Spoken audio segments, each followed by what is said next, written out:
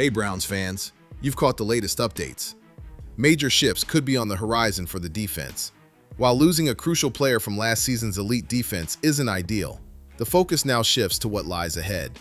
There are a few intriguing names in the mix, with some well-known figures and some new contenders that could definitely bring a fresh perspective.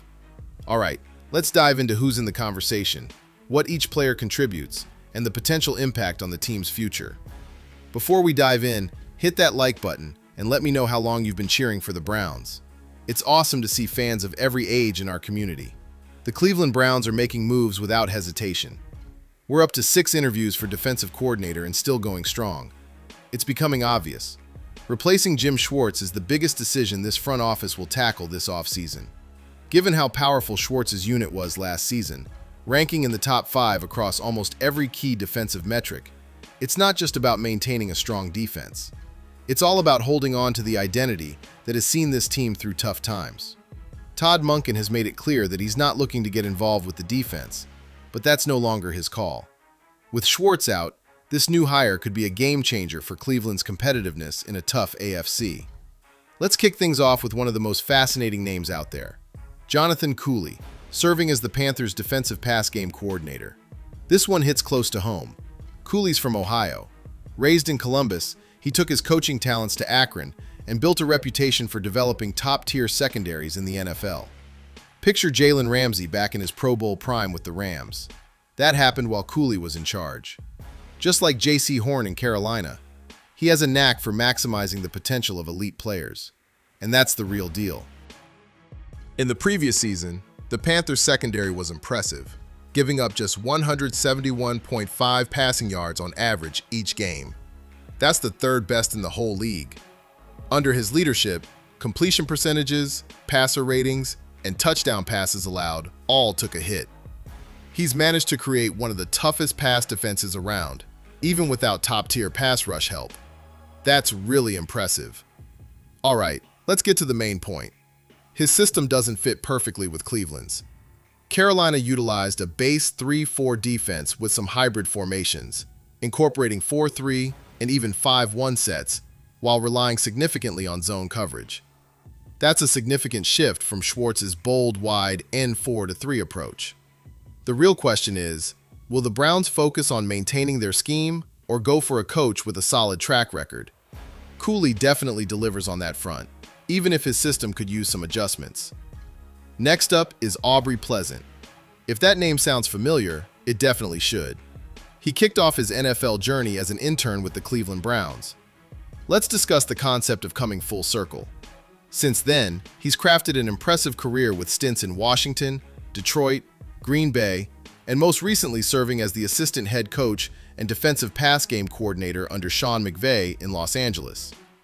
This dude has stealthily ascended the coaching ranks, constantly climbing the ranks no matter where he lands. In 2023, the Rams promoted him to assistant head coach, showcasing their respect for his football intellect. He's not employing a conventional 4-3 scheme either. The Rams employ a hybrid 3-4 scheme, much like what's common in today's defenses, emphasizing the art of disguising coverages and generating pre-snap chaos. Once more, it may not align perfectly with Schwartz's system, but the pedigree is undeniable. Teaming up with McVay, tackling various schemes, and aiding in the growth of defensive backs, Pleasant is primed for the next step. And the deep bond with Cleveland. That's the icing on the cake.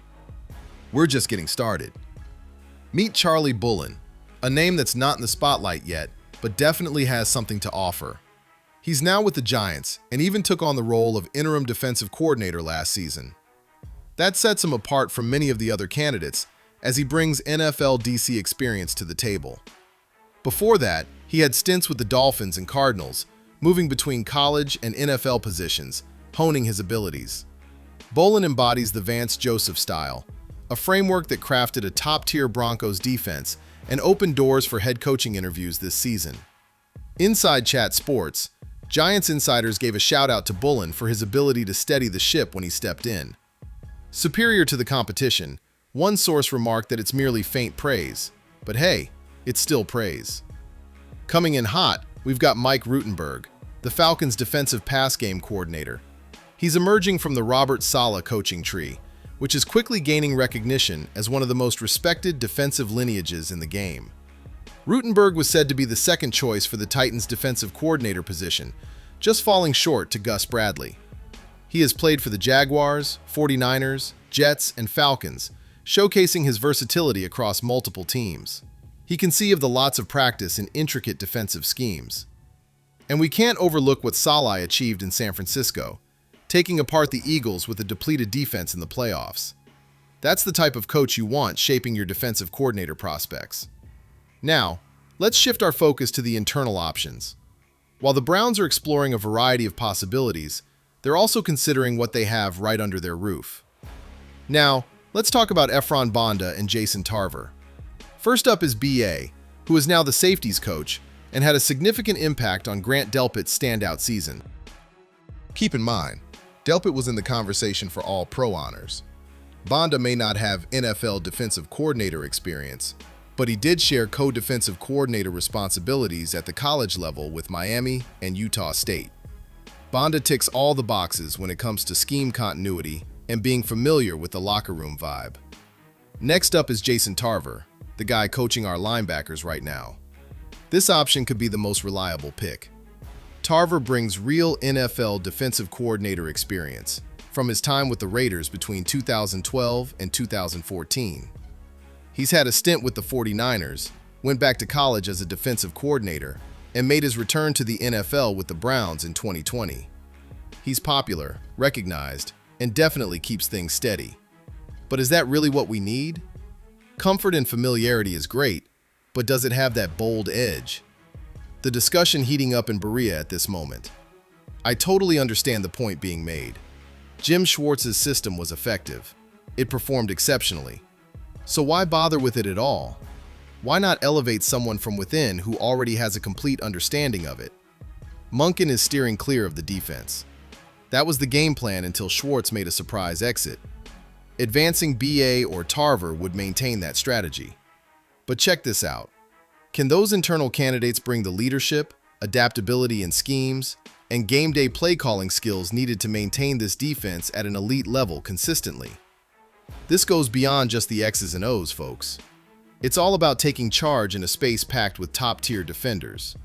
Myles Garrett, Grant Delpit, Denzel Ward. These players are seasoned pros. They've made it to the playoffs. They've got that drive. They won't just follow anyone out there. It's crucial for them to have faith in the vision and the voice. Now it's your turn, Browns fans. What are your thoughts? Should the Browns play it safe with an internal hire to maintain their defensive scheme, or take a risk and bring in a proven external candidate like Kulie or Pleasant? Hit me up with your thoughts. Inside or outside? What's the best strategy for Cleveland's defense?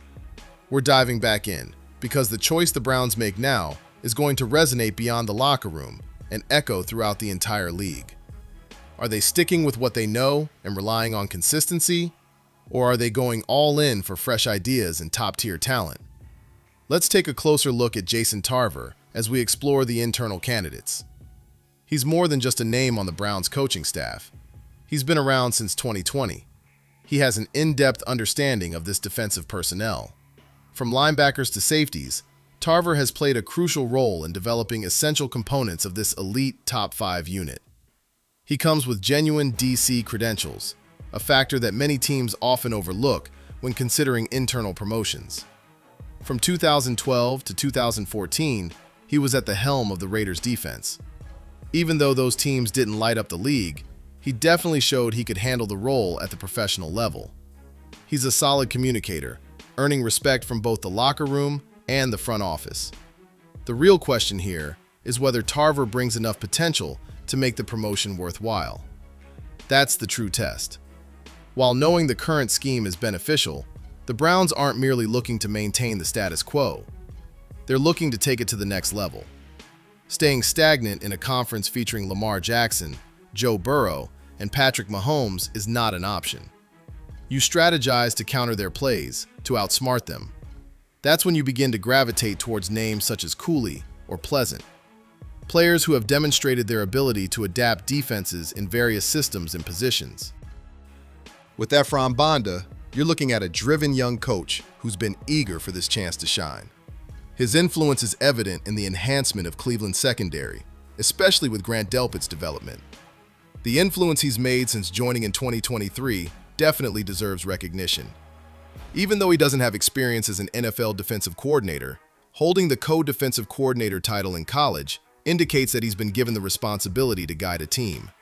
The shift comes with its share of risks, but he's familiar with the personnel and the system. Perhaps most crucially, he's already gained the players' trust. We can't overlook the truth here. Bringing in internal hires cuts down on time. The Browns are looking to make a strong start in 2024. Fresh DC, a revamped offensive scheme with Monken, and Watson returning from injuries. Plus, we finally have some legal clarity. It's quite a bit. Would you prefer a DC who takes 3 months to get familiar with names and alignments, or someone who can hit the ground running and install packages from day one? Let's pivot back to the outside perspective, because if you're after that big splash hire, Jonathan Kulie stands out as one of the most thrilling names on the roster. His experience with top-tier corners, his knack for implementing contemporary hybrid schemes, and his proven ability to adjust to different defensive setups make him a fascinating prospect. He has shown that he can work with various rosters and extract elite performance from them. The Panthers' secondary may not have been filled with big-name stars in 2023, yet they still managed to allow fewer than 172 passing yards per game. That's more than just coaching. That's what teaching is all about. That's commitment. That's all about the strategy. Remember Schwartz's standout strength? It was his knack for getting players like Myles Garrett, Jeremiah Owusu-Koramoah, and Zadarius Smith to move with confidence, fully aware of their roles on the field. That's the kind of impact Kulie could deliver. A new perspective with a deep grasp of deception and movement. Essential strategies for containing the top quarterbacks in the game today. Aubrey Pleasant definitely warrants serious attention. He's been gaining recognition for years. There's no way you get the nod for assistant head coach under Sean McVay unless you've got an elite football intellect. Refreshing combines the vibrancy of youth with the wisdom of experience. He has experience with various defensive schemes, has helped players like Jalen Ramsey reach their potential, and knows how to strike the right balance between being aggressive and maintaining discipline. And let's not forget about that Cleveland connection. He kicked things off right here. There's no doubt he'd infuse the role with energy and a sense of immediacy. For a squad like the Browns, that's huge. The players have to trust the guidance they're receiving, particularly when it's no longer coming from Schwartz. Mike Rutenberg brings a unique twist to the mix. His experience with Robert Saleh's defenses sets him apart in a significant way. Saleh's defenses don't just hold you back, they completely smother you. Gap discipline, swarming to the ball, pre-snap movement, these are all hallmarks of that approach. If Rutenberg can infuse some of that into Cleveland while keeping the strengths of the current system intact, this defense could keep rolling without missing a step. So, what's the next move? Get ready for more interviews coming your way. Get ready for more in-depth analyses. But keep this in mind, the Browns aren't merely filling a spot, they're shaping what's to come. This list features a variety of unique styles. Solid internal choices, like Tarver and Bonda, ensure the momentum continues smoothly without causing any disruptions. Names like Kulie, Pleasant, and Rutenberg have the potential to navigate into deeper, possibly uncharted territories, but they also come with the promise of greater rewards. Don't forget the words of Joey O'Donu. The Browns didn't hire Monken to interfere with the defense. They brought him in to revamp the offense, but losing Schwartz made them act quickly. This hire has significance that goes beyond just the scheme. The impact on morale and chemistry is significant, especially with Deshaun Watson's return on the horizon. The defense has breathed life into this team in 2023, and maintaining that standard is crucial. This AFC isn't having it. So, about Watson, it's official now. The last 2 civil cases against him have been thrown out. For the first time since his arrival in Cleveland, Deshaun Watson is free of any pending legal cases. From the initial 27 lawsuits, 24 have been settled, 1 has been withdrawn, and now the last 2 are officially wrapped up. Attorney Tony Busby issued a brief statement, declaring, "Case is settled. That's all I've got to say." And just like that, his connection with Watson comes to a close. The Browns made a bold move by trading for him after Houston reached settlements with 30 plaintiffs. handing him a staggering $230 million in guaranteed money. The NFL still gave him an 11-game suspension, but now that phase has come to a close. This brings clarity for the Browns. It's time to focus. With all the noise and guessing behind us, Watson heads into the offseason with a fresh legal record and a pressing need to perform. He's got the offensive mastermind on his side. He's secured that guaranteed contract. He's loaded with talent. The Browns have to nail this DC hire to ensure their defense stays dominant while Watson gets back into his groove. All right, Browns fans, what's the verdict?